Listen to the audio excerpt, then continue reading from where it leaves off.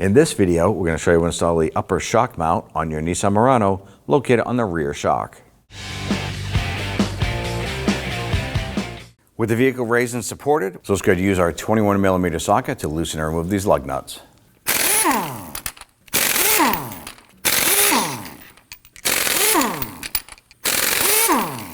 Grab the wheel and remove it.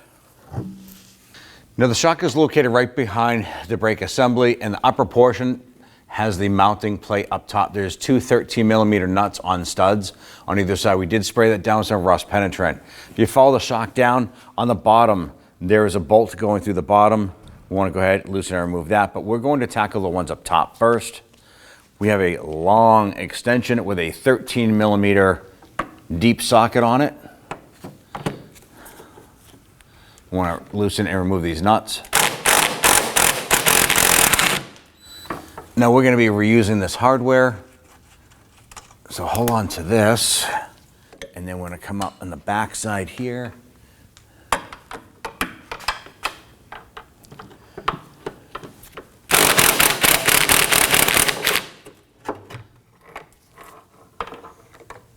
right, we can see that shock is now separated from the body.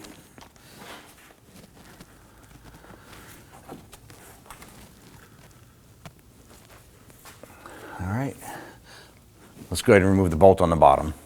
Now the bolt here is 18mm. I went ahead and grabbed a shallow 18mm, and I got my wrench here, or my ratchet, and I want to go ahead and start to loosen this a little bit. I'm going to work it back and forth a little bit. I did spray the bolt head down, or the threaded side, with some rust penetrant. All right, now that it's broken free, I'm going to go ahead and switch over to my impact.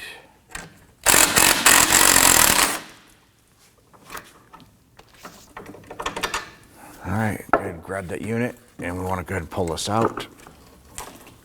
Go ahead and pull that out.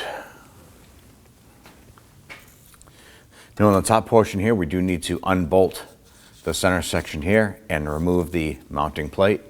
Now here we have our upper mount of our shock in our vise. We use our 18mm box wrench, put that on there. And I'm going to use a simple pair of locking pliers on the top. Don't pinch the threads on here because we do have to remove this nut. So we're just going to be grabbing the upper portion of the shock assembly. Let's loosen this nut.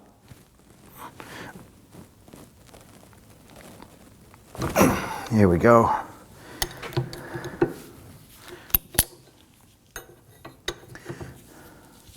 Now with that loose, you can see that the shock shaft is spinning as well. So then you can loosely grab that. Here we go.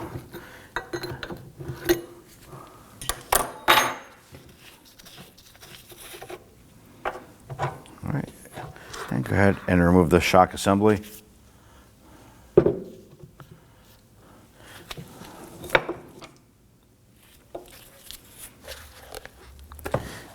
Go ahead and pop that out like so.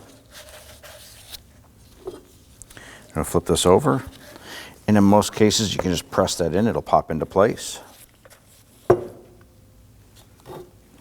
you're going to take the new seal, and that slides over the top, just like so.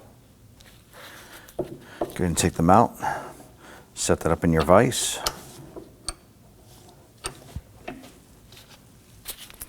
Insert the shock up through the bottom. Go ahead and get that nut started. And let's go ahead and start tightening that nut down. All right, we're starting to bottom out here. You want to make sure that that is good and tight.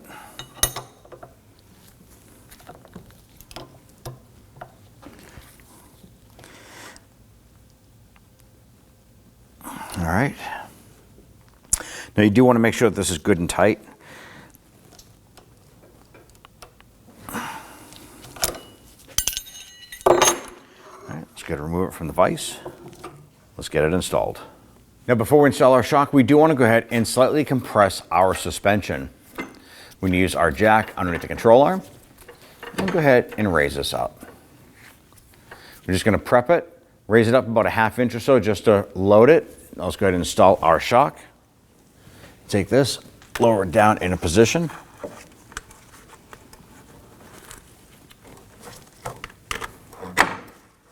Feed it down into the control arm.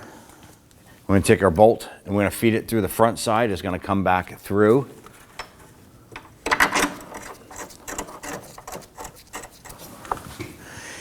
I'm going to use my impact gun. I'm going to run that through. I'm not going to tighten it though.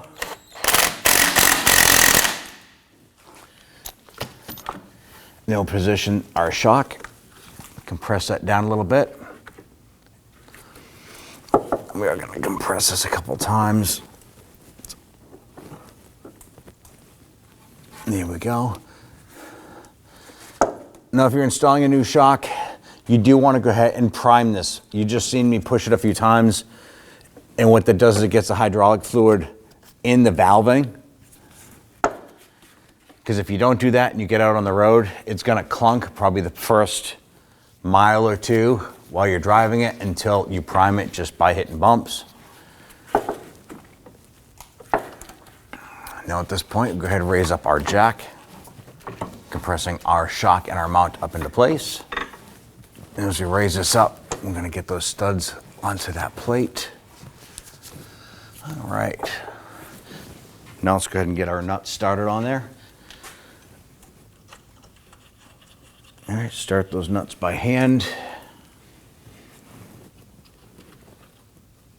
I'm going to switch over to my impact driver and I'm going to snug this down.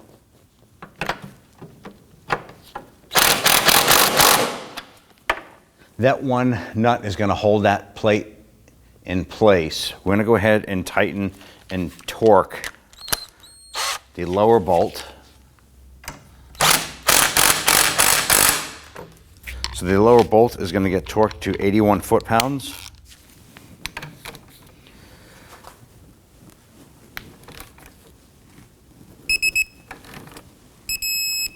We're going to torque that one nut that we secured already to 17 foot-pounds.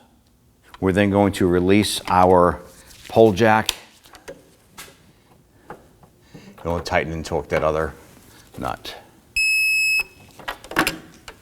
Now, can you use a regular hand ratchet on the top and then torque it up above? Absolutely. And it looks like that nut fell off. Not a big issue. And get that nut back on here.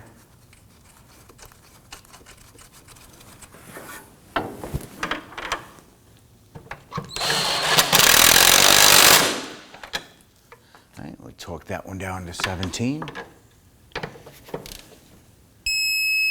Perfect. Now at this point here, I want to go ahead and repeat the process for the passenger side. Install your wheels and you're all set. Get that set up onto the studs. Now I want to go ahead and start all of the lug nuts by hand. That's going to help prevent cross-threading. Once we get all these installed, we go ahead and snug them down. And let's go ahead and snug them down.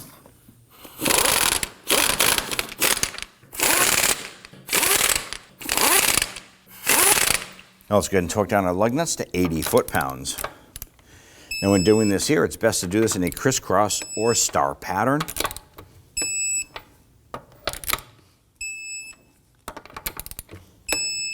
And you're all set. When only the best will do, demand TRQ. The only company that lets you view before you do. TRQ is committed to offering the highest quality aftermarket auto parts that are engineered for peace of mind. Thanks for using and viewing with TRQ.